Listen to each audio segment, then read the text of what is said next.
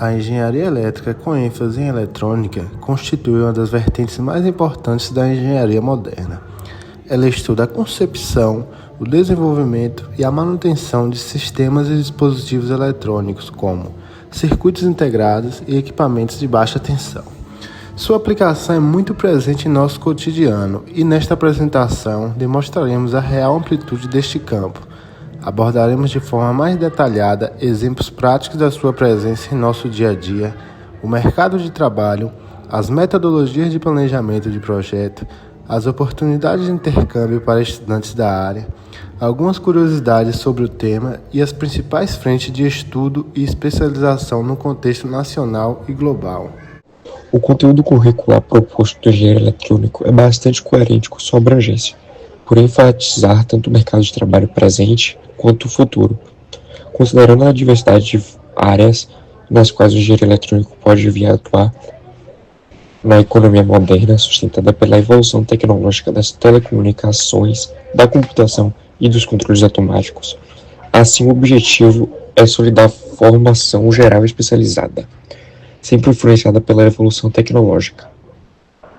Na área industrial, o egresso deverá projetar equipamentos eletrônicos destinados à automação de linhas de produção industrial e desenvolver circuitos eletrônicos para aquisição de dados, por exemplo, arrojo, temperatura e umidade, transmissão de dados por radiofrequência, entre outros, e atuar no desenvolvimento de componentes geral eletrônico.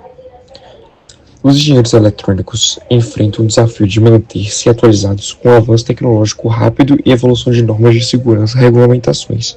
Eles devem ser capazes de aplicar seus conhecimentos para resolver problemas complexos e inovar em suas soluções. Além disso, a colaboração com outras disciplinas é frequentemente necessária, pois o sistema eletrônico são integrados em uma ampla gama de produtos e infraestrutura. O que são semicondutores? Semicondutores são materiais capazes de conduzir carga elétrica e resistência com diferentes intensidades. Seu nome vem justamente do fato de que, em condições químicas normais, são considerados isolantes, mas ao receber a influência de um campo elétrico passam a conduzir corrente. São feitos com átomos não estáveis que apresentam 4 camadas, como o silício, e são utilizados na fabricação de componentes eletrônicos. Qual sua importância global? A receita do mercado de semicondutores foi de 533 bilhões de dólares em 2023, e esse é um mercado já muito controlado por poucos países, e mais especificamente poucas empresas. Somente a TSMC, empresa taiwanesa, controla cerca de 25% do mercado da produção desses aparelhos. O resto do mercado é dividido por empresas leste asiático e estadunidenses. Como ficou o Brasil nessa história? Muito da indústria capaz de produzir semicondutores no Brasil está localizada no Rio Grande do Sul, como a Ensilica, instalada no Parque Científico da PUC-RS, sendo ela a empresa no ramo do qual o Brasil mais se destaca, as Design Houses, empresas que otimizam a arquitetura de semicondutores para tornar possível sua construção nas fábricas.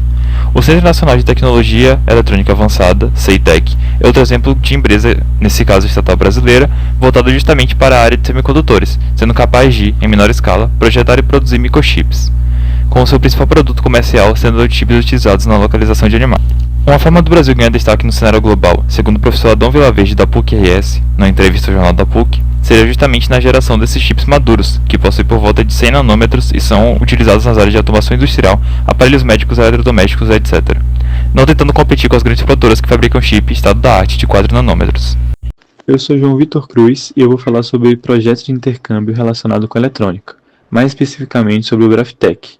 Ele é um projeto de parceria entre o CAPES e a Rede Ampère da França. O DEC, que é o Departamento de Engenharia Elétrica e Engenharia da Computação, possui um programa do Braftec coordenado pelos professores Robson Nunes de Lima e Maicon David Pereira.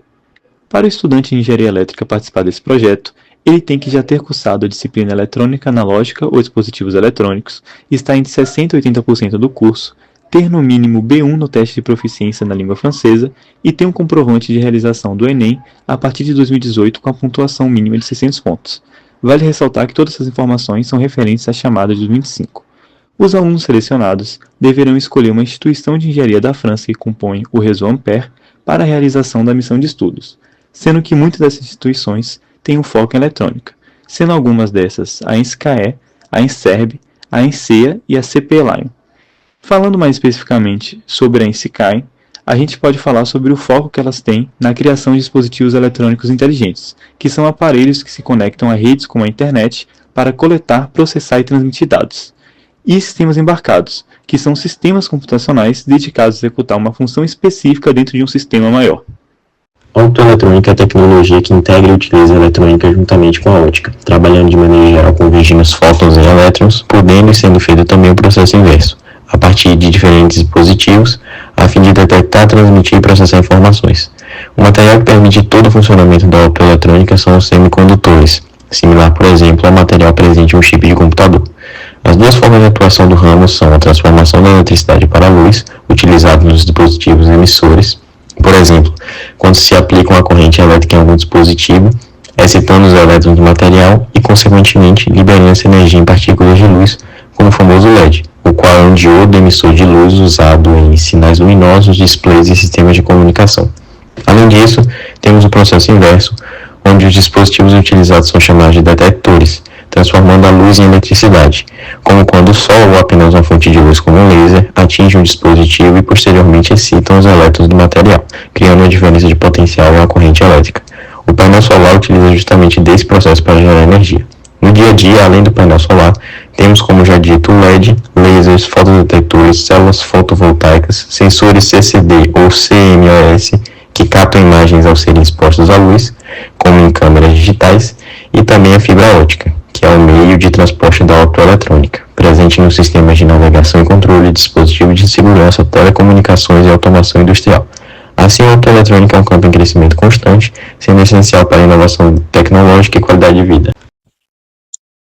O projeto BrainGate é uma aplicação direta da engenharia eletrônica na interface com o sistema nervoso. Sua operação começa com um componente central, um microchip com microeletrodos implantados no cérebro. Esses eletrodos captam sinais elétricos neurais extremamente fracos, na faixa de microvolts. Aqui entra um processamento eletrônico. Esses sinais analógicos passam por 3 estágios críticos. Primeiro são amplificados e filtrados para remover ruídos, em seguida são convertidos em dados digitais e finalmente são transmitidos em fios para um computador externo. Esses dados são decodificados por algoritmos que traduzem a intenção de movimento em comandos para dispositivos como braços robóticos ou cursores de computador. Portanto, o BrainGate materializa conceitos fundamentais da eletrônica: captação, condicionamento, digitalização e transmissão de sinais. Ele demonstra como a engenharia eletrônica permite a comunicação direta entre sistemas biológicos e máquinas.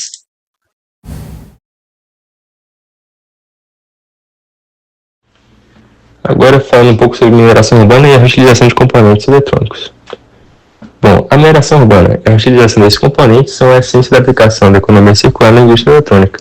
São com esses processos que os resíduos de equipamentos eletrônicos são valorizados e se tornam fonte de matéria-prima para novos componentes, estabelecendo como um mecanismo estratégico para a inovação e o fortalecimento da indústria. Bom, falando um pouco sobre os impactos na indústria, os resíduos de equipamentos eletrônicos apresentam concentração de minerais muito alta, até maior do que a da mineração convencional, e também a mineração urbana torna a obtenção deles muito mais estável e menos dependente da instabilidade geopolítica e econômica do que na mineração convencional. Outro impacto é que esses processos desafiam e incentivam a pesquisa e desenvolvimento de tecnologias com o intuito de otimizá-los e torná-los mais eficientes na reciclagem, além também de diversificarem as ofertas das empresas para além da venda de produtos novos por conta da reinserção de componentes recuperados na cadeia produtiva.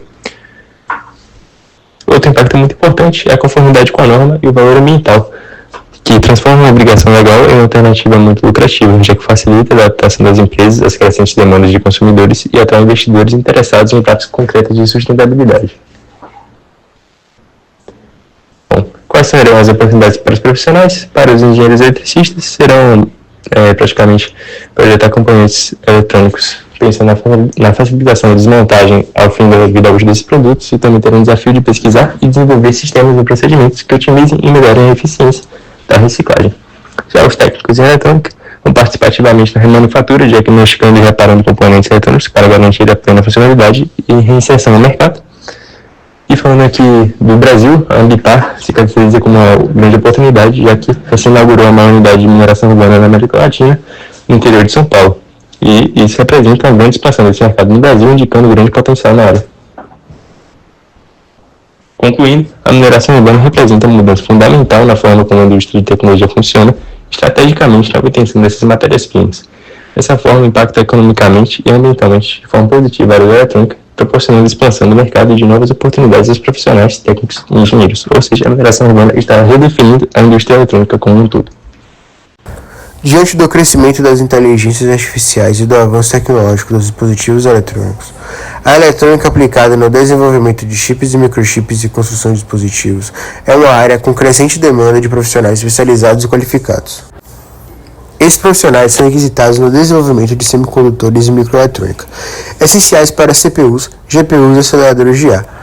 A demanda é impulsionada pelo interesse no desenvolvimento de chips que acompanhem a evolução e ambição das empresas em áreas como inteligência artificial e computação em nuvem.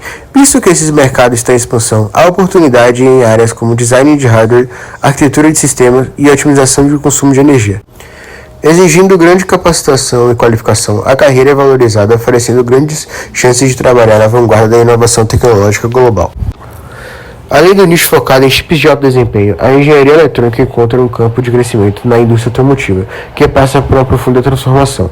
A chegada de carros elétricos e o avanço da direção autônoma fizeram com que a eletrônica fosse mais requisitada nesse segmento, desenvolvendo sistemas como gerenciamento de baterias, BMS, a arquitetura de controle de veículos e a integração de sensores, radares, lidares e câmeras que fazem parte do sistema de automação veicular.